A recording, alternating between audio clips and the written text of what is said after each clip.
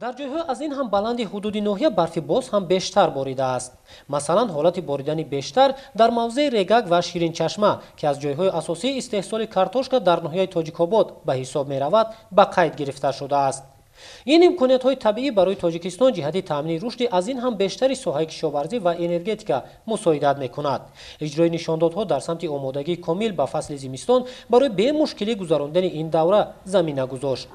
роҳи марказии ноҳияи Тоҷикобод, ки дигар ноҳияҳо низ аз он барои рафту омад ва кашондани молу маҳсулот истифода мекунанд, сари вақт аз барф тоза карда шуда маводи зидди лағжиш пошида мешавад. истифодаи пурраи имкониятҳо барои анҷом додани корҳои омодагӣ ва беҳтар намудани шароити техникӣ ҷиҳати дар фасли зимистон аз хизматрасонии замонавӣ баҳравар шудани сокинону меҳмонони ноҳияи Тоҷикобод мусоидат намудааст. дар ин баробар бо истифода аз имкониятҳои табиӣ барои гирифтани ҳосили баланди мева дар соли 2022 заминагузорӣ карда мешавад. таҷрибаи солҳои охири хоҷагидорон собит намуд, ки яххобмонӣ ва захира кардани барф дар атрофи дарахтон аз имкониятҳои беҳтарин барои пешгирӣ намудани гулкунии бармаҳалли дарахтон, нест кардани ҳашароти зараррасон ва захира намудани намӣ дар замони тадриҷан баланд шудани ҳарорат ба ҳисоб меравад. дар ҳама шаклҳои хоҷагидории ноҳияи Тоҷикобод майдони умумии боғ ба 1633 гектар баробар шудааст. омӯзиш ва бештар гузарондани корҳои фаҳмондадиҳӣ аз ҷониби мақомоти иҷроияи маҳаллии ҳокимияти давлатии ноҳияи Тоҷикобод барои мукаммал шудани таҷрибаи кишоварзон дар ин самт ва дучанд гаштани ҳавасмандии онҳо ба воситаи иҷрои чораҳои агротехникӣ барои гирифтани ҳосили баланди маҳсулоти кишоварзӣ мусоидат намудааст. дар майдони 2 гектар боғ парвариш намуда истодаем ва байни қаторҳои онҳо зироатҳои ҳархела, масалан сабзӣ, картошка коридем ва аз ин боғ ҳам ҳосили дилхоҳ рӯёндем, ки ба бозорҳои ҷумҳурӣ ворид намудем.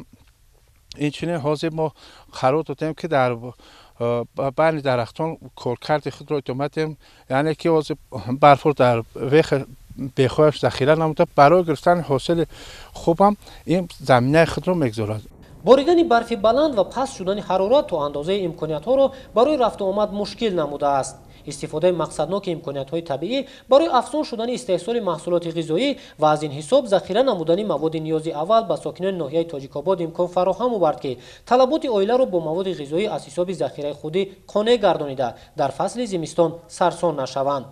ҷалби сармоя бошад барои бунёд шудани ҷойҳои замонавии нигоҳдории картошка ва мева мусоидат намуд.